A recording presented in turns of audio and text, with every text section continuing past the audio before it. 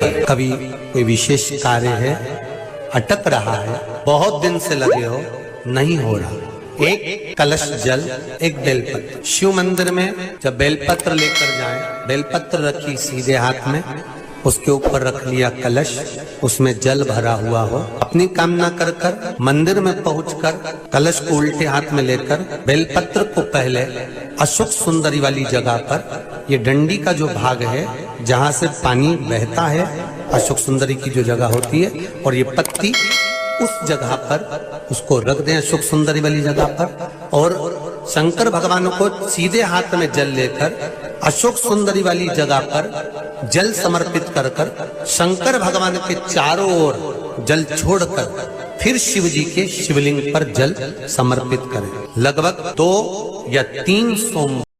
केवल नारी के 16 श्रृंगार में एक श्रृंगार ऐसा है जिसकी कीमत जो पहले थी वही कीमत आज तक है, और उसकी डिजाइन आज तक नहीं बदली। वो मांग का सिंदूर है, एक जैसी डिजाइन है और एक जैसी कीमत है।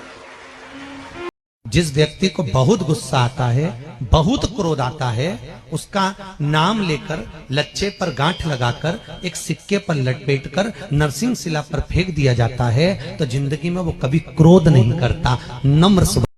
केवल नारी के 16 श्रृंगार में एक श्रृंगार ऐसा है जिसकी कीमत जो पहले थी वही कीमत आज तक है, और उसकी डिजाइन आज तक नहीं बदली। वो मांग का सिंदूर है, एक जैसी डिजाइन है और एक जैसी कीमत है।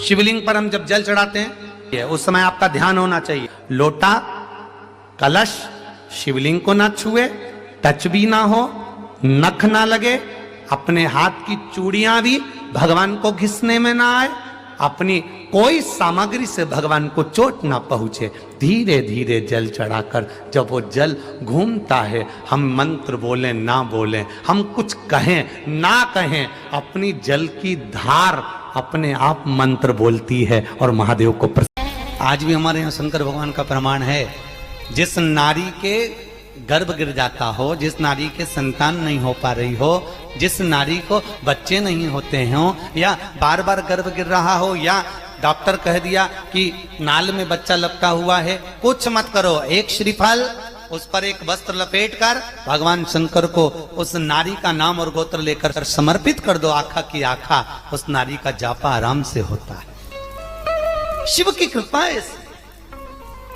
शिव की दया है। हर हर महान।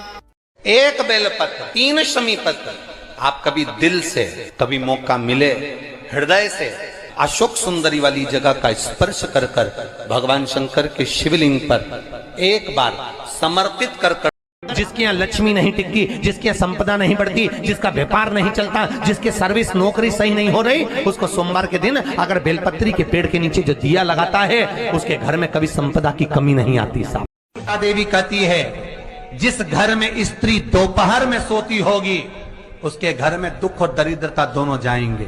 जिनके घर में कांटेदार पेड़े लगे होंगे, पौधे लगे होंगे, उनके घर में दुख और दरिद्रता। संसार में दुख मिटाने की सामर्थ्यता किसी में नहीं है, वो मिटाने की सामर्थ्यता केवल एक देवाधिदेव महादेव में है, बाकी तो किसी में। संसार में दुख मिटाने की सामर्थ्यता किसी में नहीं है, वो मिटाने की सामर्थ्यता केवल एक देवाधिदेव महादेव में है, बाकी तो किसी में।